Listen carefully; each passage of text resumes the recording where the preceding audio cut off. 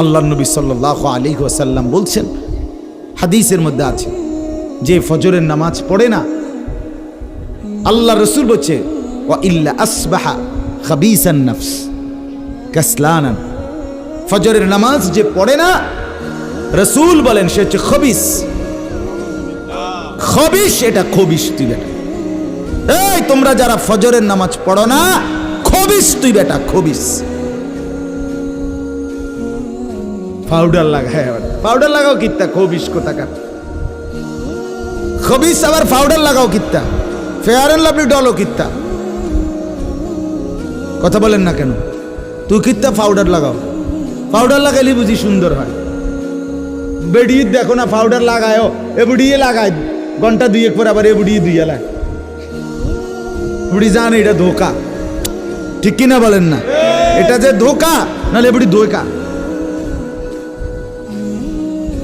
Makeup box ধোকা আবার লাগাইয়া সেটা, এটা ধোকা, এটা আসল না, এটা নকল। আল্লাহ নবী সাল্লাল্লাহু আলাইহি সাল্লাম বলেন বেনামাজি খবিস। আর নবীজি হাদিসে আছে, বাথরুমে ঢুকতে, পেশাব পায়খানায় ঢুকতে নবীজি খবিস থেকে পানাহ চাইতেন, দোয়া পড়তেন। তো এই দোয়ার অর্থ কি? আল্লাহ আমি খবিস থেকে কি চাই? পানাহ চাই। তার মানে নবীজি বুঝাই দিছে উম্মত, পেশাব পায়খানার মধ্যে থাকে খবিস। খবিসের ঠিকানা কোথায়? Bathroom, bathroom, toilet. আল্লাহুম্মা ইন্নী আউযু বিকা মিনাল খুবুসি ওয়াল খাবায়েস। আল্লাহ খবিস থেকে পানাহ চাই। বাথরুমে ঢুকতে বলেন, যেন বেনামাজি খবিস। এই খবিসের ঠিকানা টয়লেট, নাপাক, এটা নাপাক, এটা অপবিত্র, অপদার্থ, এটা অকর্মণ্য। এটা জিন্দেগির আর অর্থ কি? জীবন মানে খানা, জীবন মানে ঘুম, জীবন মানে লজ্জাস্থানের চাহিদা পূরণ, যৌন চাহিদা পূরণ, এই তিন জিনিস। তাহলে কুকুরের সাথে, বিড়ালের সাথে, গরু ছাগলের সাথে তফাৎ কি? ওই প্রাণীগুলোও তো খানা, ঘুম এবং যৌন চাহিদা পূরণ করে কিনা? কথা বলেন না কেন? কুকুরের ছাও আছে কিনা?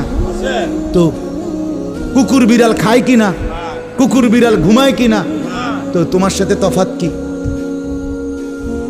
বেনামাজি বলে সেজদা নাই যার কপালে।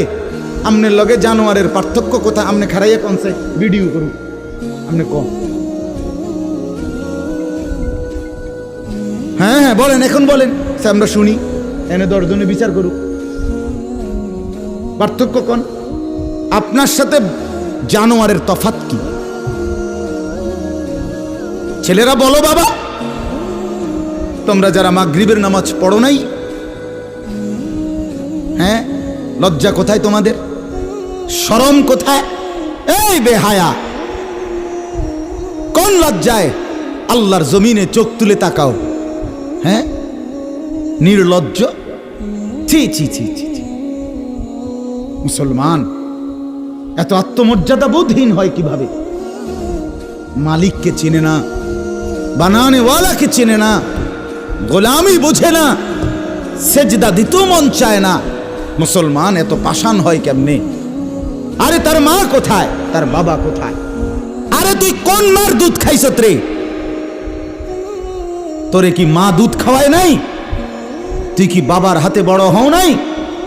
তুই কি মুসলমানের ঘরে জন্ম নেওয়া নাই? হায় না ফরমান। মা বাপ গুলোকে বললাম, কি ফুতেরে মা আমনে দুধ খাওয়াইলেন? এই অপদার্থ তো সেজদাও দেয় না। হ্যাঁ, এই বাপ, কার লাগে বিল্ডিং বানাইলেন? এই হাইওয়ান তো সেজদাও দেয় না। কার লাগে সোফা বানান? মাতবুরি দেখান, সাদওয়ানে বইয়া গপ মারেন, জিভুত লইয়া বালা আসি, কিতা বালা? এ ফাঙ্গাস আর তেলাপিয়া খান যে, এ কারণে বালা। হ্যাঁ, এ ফার্মের মুরকা আর কক মুরকা, দুন্দুল আর করলা, দৈন্যা তার কাঁচামরিচ, টমাটো আর শশা, এই তো খানা। আর কিতা কথা বলে? আর কি ঘুরে গেলে তো ফাঙ্গাস তেলাপিয়ে। দুনিয়ার বেশি কি ভোগ করছি আমরা? খুব আশ্চর্য কিছু, অনেক কিছু দুনিয়া ভোগ করছি আমরা। এটুকু দুনিয়া ভোগ করছেন বলে এ ফান কদ্দুর খান, বিড়ি খান, চা খান, বন খান, টেলিভিশনে মানুষের বেডির নাচ চান। আমনের বেডি তো আর নাচে না, নাচে মানুষের বেডি। কথা বলেন না? এতটুকু দেখেই দুনিয়া ভোগ করছেন বলে খুশি হয়ে গেলেন, তৃপ্ত হয়ে গেলেন, মজা পেয়ে গেলেন। আহা, আফসুসের ব্যাপার। এত লম্বা আখিরাত কেমনে পার হবেন? এত লম্বা কবরের জিন্দেগি কেমনে পার হবেন বলেন তো? নূহ আলাইহিস সালামের জামানায় যারা মারা গেছে তারা আজ কত হাজার বছর কবরে পড়ে আছে। ইব্রাহিম আলাইহিস সালামের জামানায় যারা মারা গেছে তারা আজকে কতদিন কবরে পড়ে আছে। হ্যাঁ, আবু জেহেল আজকে কত বছর কবরে পড়ে আছে? 1450 বছর, আরো বেশি, 1450 বছর ধরে পড়ে আছে কবরে। এরপরে তো হাসরের মাঠ, এরপরে তো ফুলসেরা, এরপরে তো জাহান্নাম, আর তো রইছে। তাহলে দুনিয়ায় থাকলি কতদিন, কবরে পড়ে রইলি কতদিন? আপনি বলেন। আবু জেহেল দুনিয়াতে ছিল 800 বছর,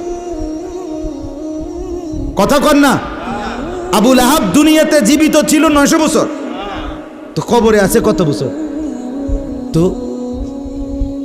বাঁচছে কয় বছর? নাহলে 60 বছর, নাহলে 70 বছর, ঠিক কিনা বলেন? তাহলে দুনিয়ায় ছিলি কতদিন, কবরে আসত কতদিন? আচ্ছা, এই কথাই এখনই মনে হইল। হ্যাঁ, এরপরে তো সামনেরটি রয়েছেই মিয়া। এখনো তো কিয়ামত আসে নাই, এখনো তো ইসরাফিল ফু দেয় নাই। একবার ফু দিবে, সব কবরে যাবে, আবার ফু দিবে, হাসরের মাঠ কায়েম হবে। আবার হাসরের মাঠের একদিন, খোদার কসম এই কোরআনে আল্লাহ বলছে, হাসরের ময়দানের এখন একদিন, প্রতি একটা দিন কয় ঘন্টা? হাসরের একদিন আল্লাহ বলছে 50,000 বছর, 50,000 সানা, 50,000 বছর। হাসরের ময়দানের পুরা সময় না, একদিন, একদিন। পুরা হাসরের মাঠ কতদিন সেটা আল্লাহই জানে। প্রিয় বন্ধু আমার, নষ্ট হয়েন না। ছেলেরা আমার, বাপ, বরবাদ হইও না। মনে করো কেউ বলে নাই, তবুও নষ্ট করো না নিজেরে। বাবা বলে নাই, মা বলে নাই, সর্দারে বলে নাই, মাতবরে বলে নাই, গ্রামের মুরব্বীরা বলে নাই, কেউ তোমারে কিছু বলে নাই, তবুও তুমি নিজেরে নষ্ট করে দিও না। হযরত ইব্রাহিম আলাইহিস সালাম, পুরা কওম, আপন মা, আপন বাপ, সবাই মূর্তি পূজক, কেউ তো ওনাকে ইমানের দাওয়াত দেয় নাই, তবুও সেই ছোট্টবেলার থেকে তিনি ওইখানে থেকেই উনি খুঁজে নিছেন আল্লাহকে। কাকে খুঁজে নিছেন? আল্লাহকে খুঁজে নিছেন, আল্লাহকে তালাশ করে নিছেন। কওমের লোকেরা বলছে যে তারকা এটা রব। বলছে আচ্ছা ঠিক আছে, দেখি তো। কিছুক্ষণ পরে তারকা ডুবে গেছে। বলছে কই, রব আবার ডুবে কেমনে? পরের দিন এলাকার লোকরা বলছে চাঁদ, এটাই আমগো রব। বলছে আচ্ছা ঠিক আছে, মানে নিলাম, দেখি তো। ভোর হতে হতে দেখে চাঁদ নাই। কিও রব যদি জায়গা, তো আমি বন্দা রইলাম, রব কো? বুঝেন নাই কথা? এরপরে বলছে সূর্য, এটা বড় সড়ো মোড়া তাজা, এটাই রব। হ্যাঁ, ইব্রাহিম আলাইহিস সালাম বলছে আচ্ছা দেখি তো। সন্ধ্যা হয়েছে আর সূর্য ডুবে গেছে। তো ইব্রাহিম আলাইহিস সালাম বলছে হায় আমার কওম, কি কও ইডি তোমরা? তোমার মাথা ঠিক আছে নি? রব কেমনে এর মোড়ে নামে? রব এমন হয় কেন? বানানেওয়ালা এত দুর্বল হবে কেন? তখন তিনি বলছে ইন্নী ওয়াজ্জাহতু ওয়াজহিয়া লিল্লাযী ফাতারাস সামাওয়াতি ওয়াল আরদা হানিফা ওয়া মা আনা মিনাল মুশরিকিন। যে না কওম শোনো, আমি তোমাদের বানানো কোনো দিকে ফিরবো না, আমি ফিরছি আমার চেহারা, আমার জিন্দেগি ফিরাইয়া দিলাম ওই সত্তার দিকে যিনি 7 আসমান ও জমিন পুরাটা বানাইছে। হানিফান, একনিষ্ঠভাবে আমি শুধু তার দিকে ফিরলাম। ওয়া মা আনা মিনাল মুশরিকিন, আমি মুশরিকদের অন্তর্ভুক্ত নই, আমি আল্লাহকে ছাড়া কাউকে মানি না। হযরত ইব্রাহিম আলাইহিস সালামের বাবা বলছে, পুত তোরে আমি তেজ্য পুত্র করে বাড়ি ছাড়া করে দেব। হযরত ইব্রাহিম আলাইহিস সালাম বলছে, আ'তাজিলুকুম ওমা তাদউনা মিন দুনিল্লাহ। আব্বা আমি আমনেরে ছেড়ে দিলাম, আপনি আমার কিতে ছেড়বে? আপনি বাইর জায়গা দিতেন না, কিতে আমি আইলাম না আপনি বাইর। আমার ঈমান দরকার, আমার আখিরাত দরকার। আমি বন দিয়ে কিতে করব? আমি সোফা দিয়ে করবো কি? আমি বিল্ডিং দিয়ে করবো কি? যার বাপে বিল্ডিং করে দিছে না, হাতে বেড়া পরে আর বিল্ডিং করতে আসছে না। কথা কয় না, বোঝেন নাই আমার কথাটা? যার বাপে জমি কিনা দিতে আসছে না, এবারে পরে এবারে ফুতে আর কোনোদিন জমি কিনতে আসছে না, তো কি আমনে যে একবার উল্টাইয়া গেছেন। হ্যাঁ, আরে ফুত, আমি যদি কদ্দুর কিছু করে দিয়ে যাইতাম না পারি, আমি মরলে তারা খাইবো কেমনে? না, তারা চিরা খাইবো। আর পরে আমনে 2 বস্তা চিরা কিনে দিয়ে যাই, আমনে মরলে আর কেউ দুনিয়াত কাম করতো না, আমনে একটা কামিলা মূর্তি আছেন শেষ। এটা ধোকার কথা না, বলেন না কেন? তো হযরত ইব্রাহিম আলাইহিস সালাম বলছে, আব্বা আপনাকে ছেড়ে দিলাম। ওমা তাদউনা মিন দুনিল্লাহ, আল্লাহকে বাদ দিয়ে আপনি যাকে ডাকেন সেই মূর্তি, আল্লাহকে বাদ দিয়ে যেগুলোকে আপনি ডাকেন, বাপ আমি এগুলোকেও ছেড়ে দিলাম। এবার ইব্রাহিম নবী বললেন, ও আদউ রাব্বি, আমি শুধু কেবল আমার রব আল্লাহকে ডাক দিলাম। গোটা দুনিয়া ছেড়ে দিলাম বাপ, সংসারও ছেড়ে দিলাম বাপ, আপনি মা বাবার মায়াও ছেড়ে দিলাম, আমি শুধু আমার আল্লাহকেই ডাকলাম। আসা আল্লাহ আকুনা বিদুআই রাব্বি শাকিয়া। এবার ইব্রাহিম নবী বলেন, আব্বা আমি বিশ্বাস করি আমার ওই এক আল্লাহকে ডেকে কেউ কোনোদিন বঞ্চিত হয় না। মাখলুককে ডেকে হেরে যায়, নেতা ভুলে যায়, কর্মীও ভুলে যায়, মা বাপও অনেক সময় রাগ করে, মা বাপ অনেক সময় ভুলে যায়, সন্তানও মা বাপকে ভুলে যায়, সবখানে হইতে পারে এমন, কিন্তু আমার আল্লাহকে ডেকে কেউ এমন হয় না যে বঞ্চিত হয়। আল্লাহকে বান্দা যখন জমিন থেকে ডাক দেয় আল্লাহ রব্বুল আলামিন সাথে সাথে বলে লাব্বাইক ইয়া আবদি, আমার বান্দা আমি হাজির, বল না বান্দা কি দরকার। বান্দা আবার বলে আল্লাহ, আল্লাহ আবার বলে লাব্বাইক, আছি তো বলো না। বান্দা বলে সুবহানাল্লাহ, আল্লাহ বলে শুনছি তো বান্দা, বলো না কি চাও বান্দা।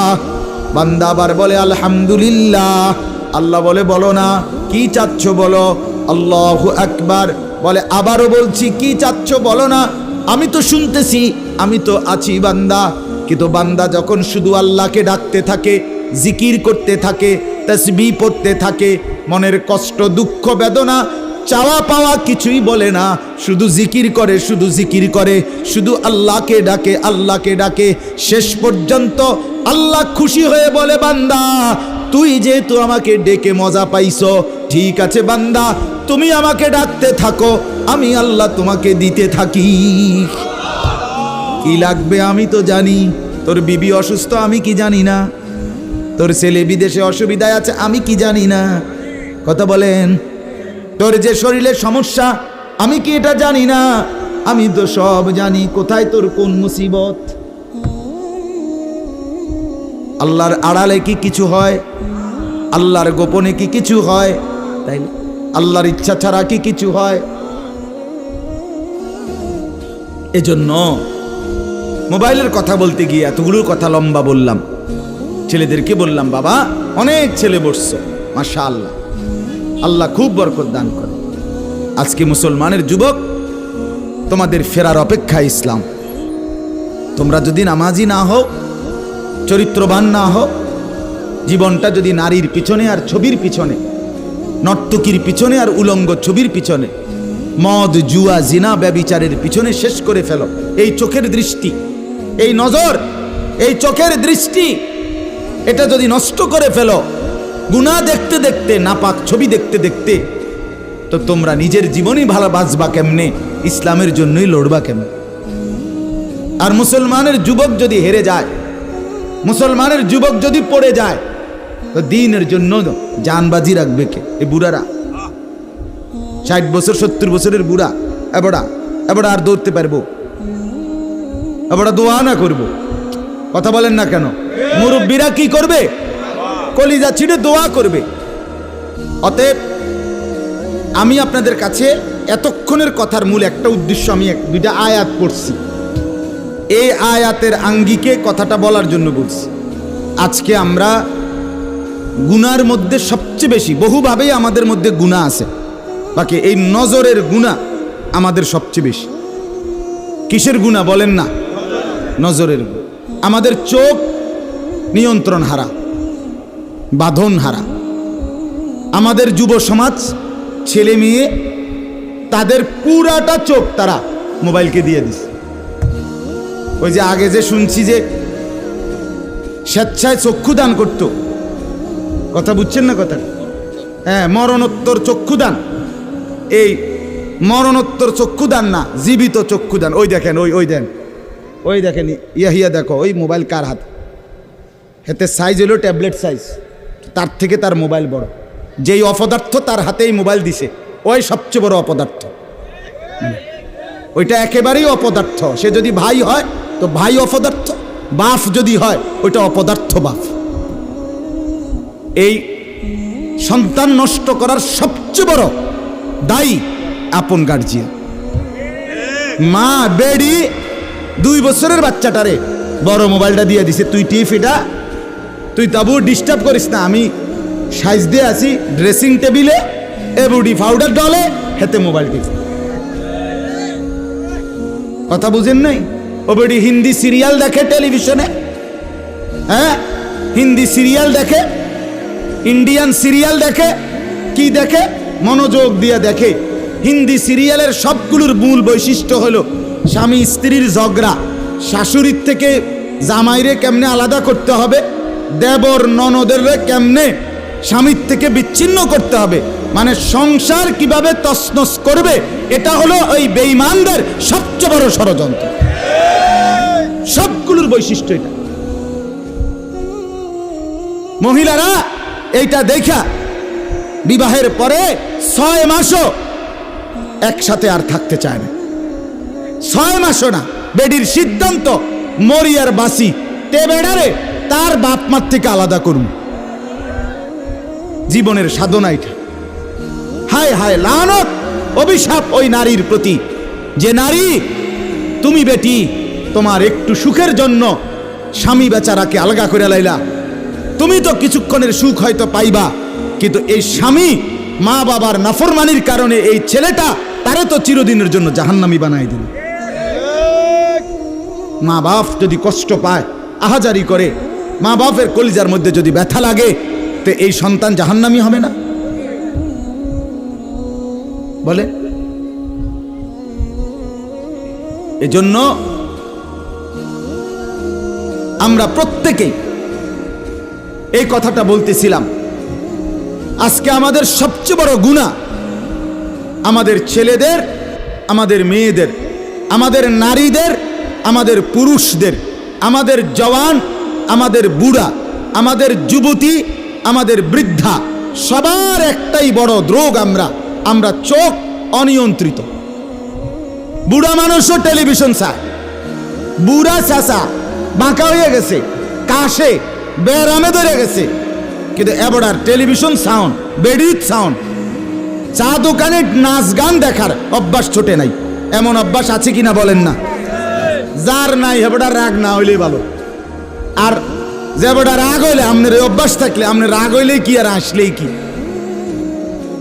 অতএব নজর নিয়ন্ত্রণ করা চাই, নজর হেফাজত করা চাই, নজর সুন্দর করা চাই।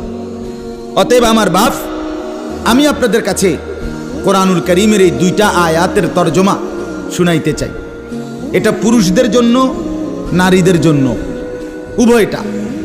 একজন মুসলিম পুরুষ, তার ব্যাপারেও আল্লাহর হুকুম, একজন মুসলিম নারী, তার ব্যাপারেও আল্লাহর হুকুম। উভয়কে আল্লাহ তাআলা বলছে চরিত্রের হেফাজতের জন্য সবচেয়ে প্রথম শর্ত, 1 নাম্বার দৃষ্টি হেফাজত। কোনো মানুষের চরিত্র সুন্দর কিনা এটার প্রমাণ তার নজর ঠিক কিনা। আপনি ওই কথা শুদ্ধ কয়, ফ্যান ফিনছে, শার্ট গাও দিছে, স্প্রে লাগাইছে, কথাবার্তা এমনি কুমাইয়া কয় জি জি জি আঙ্কেল কেমন আছেন, ভালো আছেন, এ আর মাশাআল্লাহ দেখছুনিও ভদ্র ভদ্র বাইয়া পড়তে আছে একবারে বড়।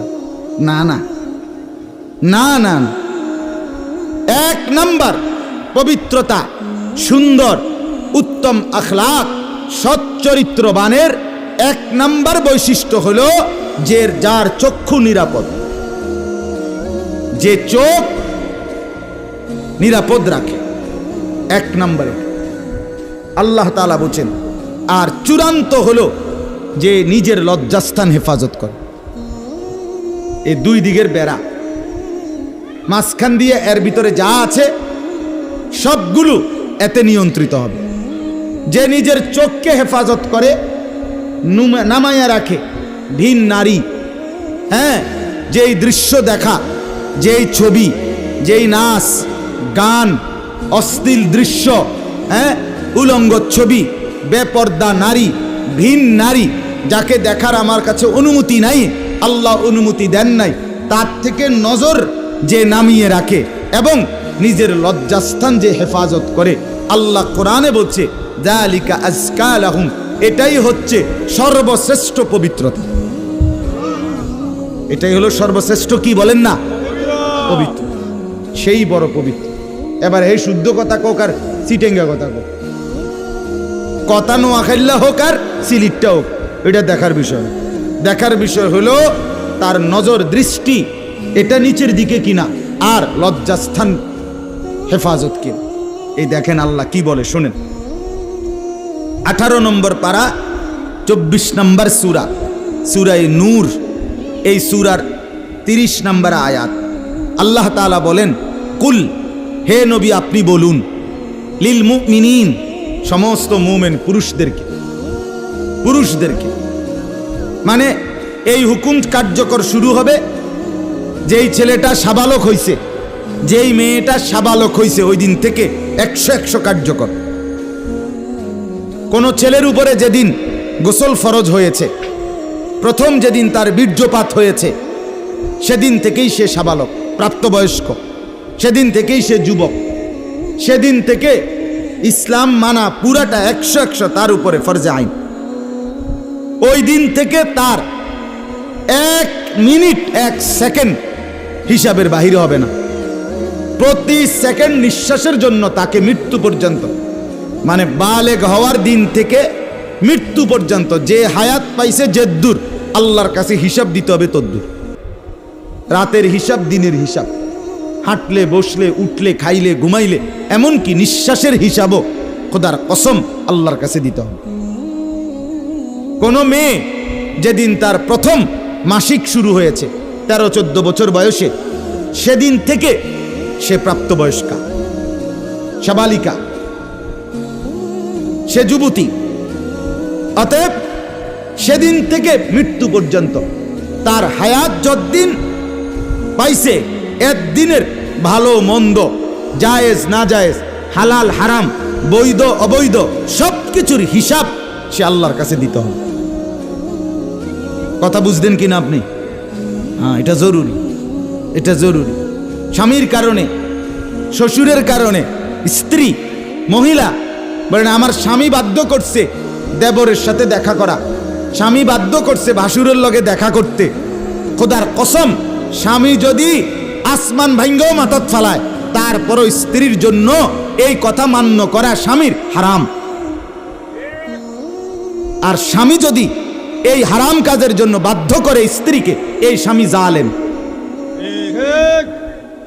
এই স্বামী কি বলেন না কেন, শাস্তো ভাই, জ্যাঠতো ভাই, খালতো ভাই, ফুফাতো ভাই, দুলা ভাই, তারারে কইছে বাদ বাইরা দাও, তুমি আজ্ঞায় দাও, তারা মেহমান, সব সময় কি আর আইয়েনি? হ্যাঁ, যেই স্বামী বলে, যেই শ্বশুর বলে, এই উভয়টাই জালেম, নিকৃষ্ট পাপী, সীমা লঙ্ঘনকারী, সীমা লঙ্ঘনকারী।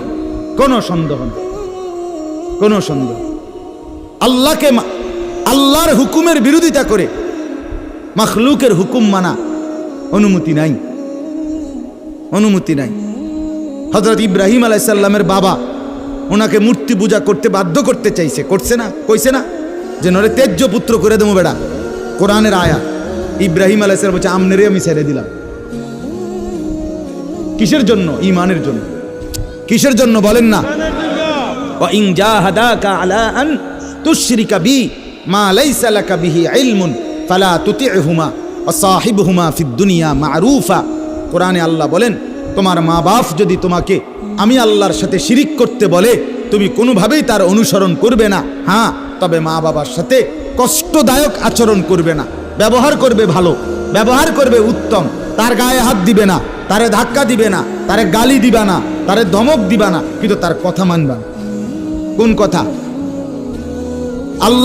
আল্লাহর নাফরমানির কথা। শিরিক, কুফর, নাজায়েজ, হারাম, হারাম। সেদিন আমার কাছে এক যুবক ভাই জিজ্ঞেস করছে এই কথা, যে তার বাবা তাকে বাধ্য করতেছে তার দোকান দেখাইয়া 5 লাখ টাকা সুদে টাকা নিয়ে দিতে। মন নাই? আমি পরিষ্কার আমরা বলছি যে অসম্ভব কথা।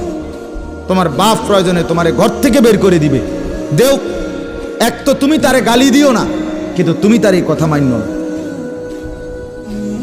এই কথা মানার অধিকার, যেটা আল্লাহ হারাম করছেন সেটা বাবার কথার কারণে হালাল? আরে বলেন না কেন? যেটা আল্লাহ হারাম করছেন সেটা স্বামীর কথার কারণে হালাল না। না, আমি কিতা করতাম, বেডিতে এই সমস্ত ফাঁকনা কথা কইলে হইতো না।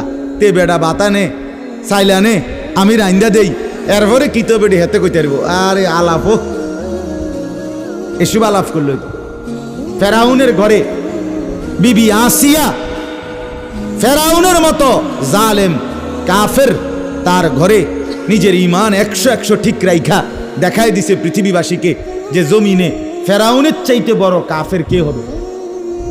আমি তার ঘরে থাইকে ঈমানদার থাকছি, আমি স্ত্রী আসিয়া, আমি জান্নাতি।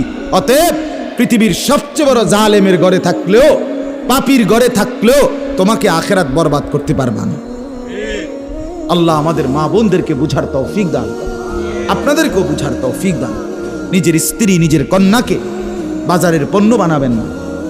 আত্মমর্যাদা বহুত বড় সম্পদ, গায়রত। আপনার স্ত্রী বেপর্দা বাজারে বাজারে ঘুরে, রাস্তার পুরুষ রাক্ষসের মতো তাকাইয়া দেখে, আপনার আত্মসম্মানে লাগে না, আপনি বেগায়রত, আপনি পুরুষ নামের কলঙ্ক। আপনার মেয়ে বেপর্দা হাঁটে, 8-7 কাপড় পরে, টাইট কাপড় পরে, জামা পরে, রঙ্গিলা পাউডার সিয়া সাজ্জা রাস্তার বখাটে দুই পাশে কুত্তার মতো দুই পাশে গুরগুর গুরগুর কইরা পিছনে পিছনে ঘুরে। আমনে বাপ হইয়া জানেন, মেয়ে মা হইয়া দেখছেন, আমনের গায়ে লাগে না, কলিজায় লাগে না। আপনি বেগায়রত, আত্মমর্যাদাহীন পুরুষ আপনি।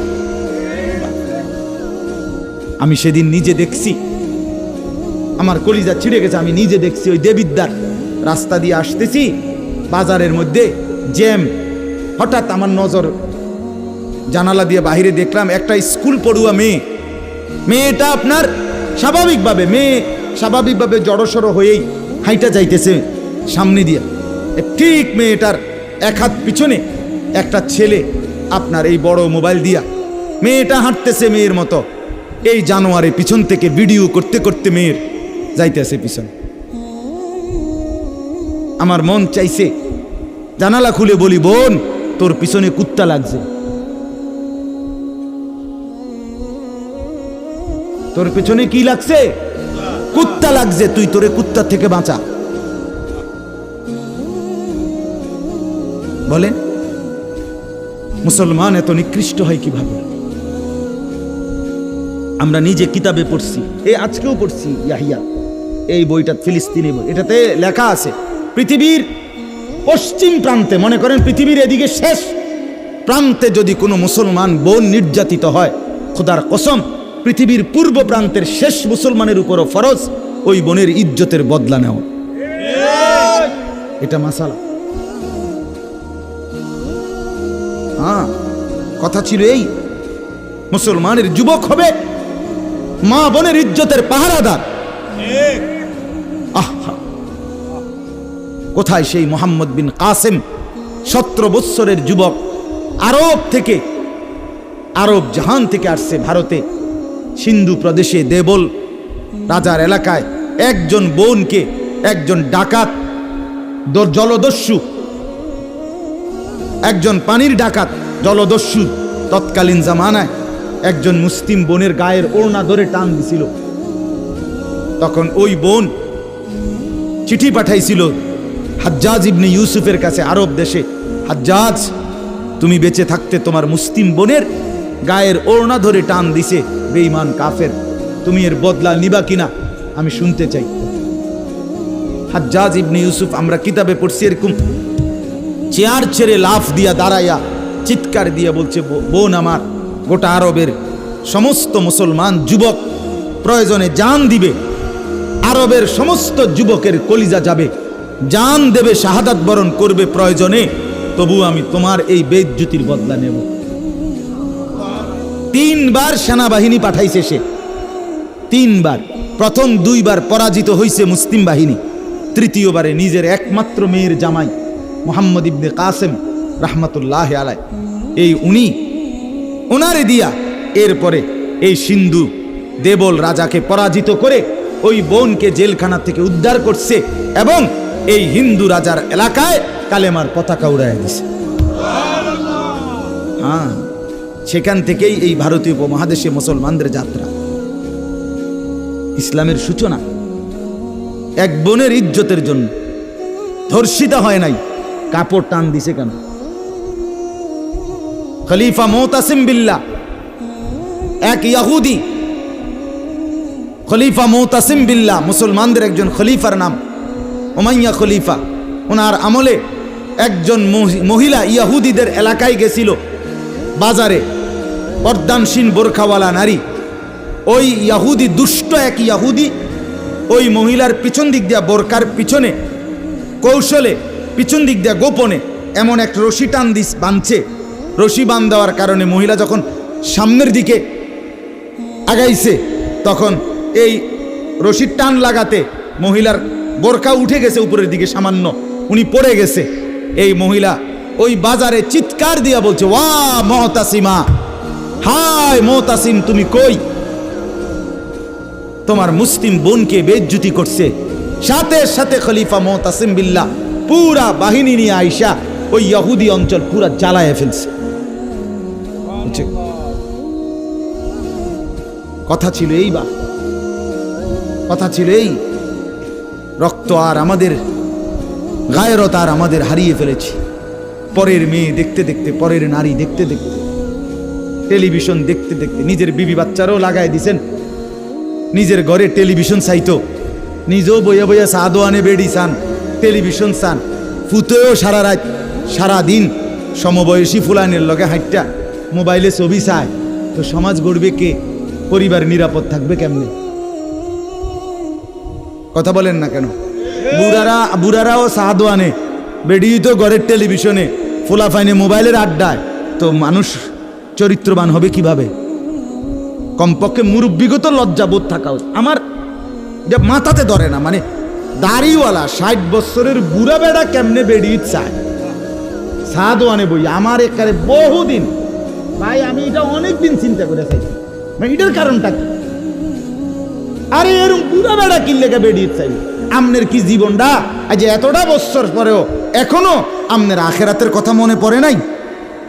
আরে কি ডাকাই তো আমনে মরতেন না? আয় হায় হায়, আল্লাহ, একটা সমাজের মধ্যে কিছু মানুষ তো থাকা উচিত। আরে বলেন না, 2, 4, 10, 50 জন মানুষ তো একটা সমাজে থাকা উচিত, যারা সবাইকে চরিত্রের কথা, আখলাকের কথা, নামাজের কথা, আল্লাহর কথা, পরকালের কথা বলবে। এটা কি উচিত না? কথা বলেন, উচিত না? কিছু মানুষ উচিত না। কই মানুষগুলো কই? বলেন না চাচা, ওই মানুষগুলো কই? চেয়ারম্যান ভাই বলেন কই মানুষগুলিকে? আচ্ছা চেয়ারম্যান আপনি কোন ভাই, আমি তো এখন এতক্ষণ খেয়াল করি নাই। আরিফ ভাই আমাদেরও খুব কলিজার টুকরা, মহব্বতের আমার। তো আপনি বলেন, একজন চেয়ারম্যানকে বলতে বলেন মাইক দিয়ে, এখন এক সপ্তাহ এক মাসে এই নারী গঠিত কেলেঙ্কারির কি পরিমাণ বিচার তারা করতেন? আমি অসংখ্য চেয়ারম্যানের সাথে কথা বলছি, প্রায় বলে হুজুর সমাজটা খাইয়া লাইছেন। এই যে বলতেছে এটাই বেশি চরিত্রহীনতার সয়লাভ। আহা আহারে নারী, বেচারা স্বামী 16 বছর বিদেশ করছে, হায় রে কলজা ফাটা তার কষ্ট। কি পরিমাণ রোদ্রে টাকা রোজগার করছে, কয়টা টাকা। আমি তো সৌদি আরবে যে কয়বার আল্লাহ নেওয়ার তৌফিক দিছে, হজ উমরায় গেছি, অন্য কোনো কারণে না, প্রতিবারই দেখছি বাফ আহারে প্রবাসীদের কষ্ট কাকে বলে। প্রখর রোদ। এই শুধু তর্জমাটা শুনেন, 5 মিনিটে শেষ হয়ে যাবে তর্জমা। আল্লাহ তাআলা বলেন কুল্লিল মুমিনিনা, হে নবী আপনি মুমিন পুরুষদেরকে বলেন। তাহলে পুরুষ বলতে কি বুঝাইছি বুঝছেন তো এটা নাকি? যেদিন থেকে সাবালক, আর মহিলা যেদিন থেকে তার মাসিক শুরু হয় প্রথম, সেদিন থেকে নারী। আল্লাহ বলেন হে নবী প্রত্যেক পুরুষকে বলেন ইয়াগুদ্দু মিন আবসারিহিম ওয়া ইয়াহফাজু ফুরুজাহুম, তারা যেন বাধ্যতামূলক 2টা কাজ করে। এক, ইয়াগুদ্দু মিন আবসারিহিম, তারা যেন তাদের চোখ নিচের দিকে নামায় ভিন নারী থেকে, নাজায়েজ দৃশ্য থেকে, যে জিনিস দেখার অনুমতি নাই, যেই ছবি দেখার অনুমতি নাই, যেই নারীকে দেখার অনুমতি নাই, তার থেকে যেন তারা চোখ নামায়। ওয়া ইয়াহফাজু ফুরুজাহুম, এবং প্রত্যেকটা মুমিন যেন নিজের লজ্জাস্থানকে হেফাজত করে। নিজের লজ্জাস্থান হালালভাবে অনুমোদিত ছাড়া, স্বামী স্ত্রীর পবিত্রতা ছাড়া অন্য কোনো ক্ষেত্রে নিজের লজ্জাস্থানকে হারামভাবে যেন ব্যবহার না করে। নিজের হাত দ্বারা কোনো অবৈধ কাজ যেন না করে, নিজে পুরুষ যেন কোনো অবৈধ নাচ না করে, বিন নারীর সাথে যেন নিজের লজ্জাস্থানের জিনা ব্যভিচার, যেন অসভ্যতা অশ্লীলতা এমনটা যেন না করে। আল্লাহ বলেন যালিকা আযকা লাহুম, কি হবে এতে? আল্লাহ বলে এটাই হবে সর্বশ্রেষ্ঠ পবিত্রতা। এটাই কি বলেন না? সর্বশ্রেষ্ঠ পবিত্র। ইন্নাল্লাহা খাবীরুম বিমা ইয়াসনাউন, আল্লাহ বলে যত কৌশলে, যত ফন্দিতে, যত বুদ্ধিতে, যত সিক্রেটে, যত গোপনে তোমরা যে যাই করো, আমি আল্লাহ 100 খবর রাখি। আমার কাছে গোপন কিছু গোপন নেই। অন্তরের হালাত, বাহিরের হালাত, কক্সবাজারের দৃশ্য আর বাড়ির দৃশ্য, রাত গভীরের দৃশ্য, দিনের আলোর দৃশ্য, গোপন জায়গায়, হোটেলে, রেস্তোরাঁয়, অথবা পার্কে, বিনোদন কেন্দ্রে, অথবা মোটরসাইকেলে আরেক বেটার মেয়ে আরেক দিকে নিলাগা, যাই নাও যেখানেই নাও, যত গোপন জায়গায়, মা দেখে নাই, বাবা দেখে নাই, গ্রামবাসী শুনে নাই, কেউ জানে নাই, কিন্তু আল্লাহ বলে বান্দা আমার খবর আছে, আমার থেকে আড়াল করতে পারবে না। অতএব চোখের হেফাজত, চোখের হেফাজত। বুড়া মানুষ আপনাদেরকে মৃত্যু পর্যন্ত, 90 বছরের বুড়া, আমার বুড়ো হয়ে গেছি, বয়স হয়ে গেছে না, মানুষের শরীর আড্ডি মাড্ডি বয়স হয়। শাহওয়াত, শাহওয়াত যেটাকে বলে, কামনা বাসনা, এটা কখনোই বুড়ো হয় না, বুড়ো হয় না। হ্যাঁ সোজা কথা, আমি খোলামেলা বললাম, শাহওয়াত কি হয় না? বুড়ো হয় না। এজন্য বালেগ থেকে বৃদ্ধ পর্যন্ত সবাই এই হুকুম। 2 নাম্বার আল্লাহ বলেন 31 নম্বর আয়াত, অকুল্লিল মুমিনাতি ইয়াগদুদনা মিন আবসারিহিন্না ওয়া ইয়াহফাজনা ফুরুজাহুন্না, হে নবী আলাদাভাবে আপনি মুমিন মহিলাদেরকেও বলেন, নারীদেরকেও বলেন, তারাও যেন এই 2টা কাজ করে। কি? চোখ নামিয়ে রাখে, চোখ নামিয়ে রাখে। কোনো নারী যেন রাস্তার পুরুষ, ভিন পুরুষ, যাদেরকে দেখার অনুমতি নাই, এই যে দেবর, এই যে ভাসুর, চাচাতো ভাই, মামাতো ভাই, ফুফাতো ভাই, খালাতো ভাই, দুলা ভাই, এরকম মানুষগুলো যাদেরকে দেখার অনুমতি নাই, রাস্তার পুরুষ যাদেরকে দেখার, চোখ ফেলার অনুমতি নাই, তাদের থেকে যেন চোখ নামিয়ে রাখে। ওয়া ইয়াহফাজনা ফুরুজাহুন্না, আল্লাহ বলে প্রত্যেক নারীকে বলেন হে নবী, তারাও যেন তাদের লজ্জাস্থানের হেফাজত করে।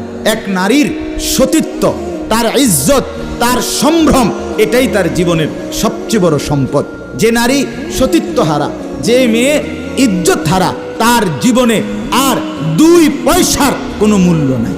জন্তু জানোয়ারের কোনো মূল্য থাকতে পারে, কিন্তু এই বেহায়া, বেশরম, লজ্জা হারা, ইজ্জত হারা, যেটা যদি কেউ ধর্ষিতা হয় নাই কিন্তু পর পুরুষের সাথে অবৈধ সম্পর্ক করে, হারাম প্রেম করে, ভিন পুরুষের সাথে নিজের ইজ্জত নষ্ট করেছে, নিজের চরিত্র নষ্ট করেছে, খোদার কসম তার 2 পয়সার কোনো মূল্য এই সমাজে, দুনিয়াতে, আখেরাতে কোথাও নাই।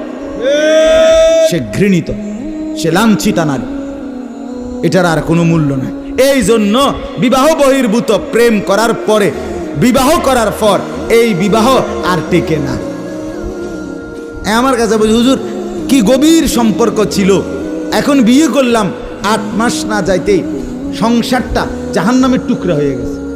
আমি বললাম মূল কারণ হইল বিয়ার আগে আমনো হেবুডির কোনো দোষ ধরেন নাই, হেবুডিও আমনের কোনো দোষ ধরেন নাই, শুধুই কেবল ভালোই বাসছেন, কিচ্ছু আর কোনো ত্রুটি দেখেন নাই। তুমি না খুব ভালো, ও না এত ভালো, এডি তো ছিল আগে, যে সময় আপনি বালা বালা খাওয়াইছেন, চটপুটি, নুডলস, তারপরে বিভিন্ন বার্গার, এই সময় তো আরামে কথা কইছে। এখন যখন বিবাহ হয়ে গেছে, সংসার শুরু হয়েছে, এখন নুনের মধ্যেও দোষ, চিনির মধ্যেও দোষ।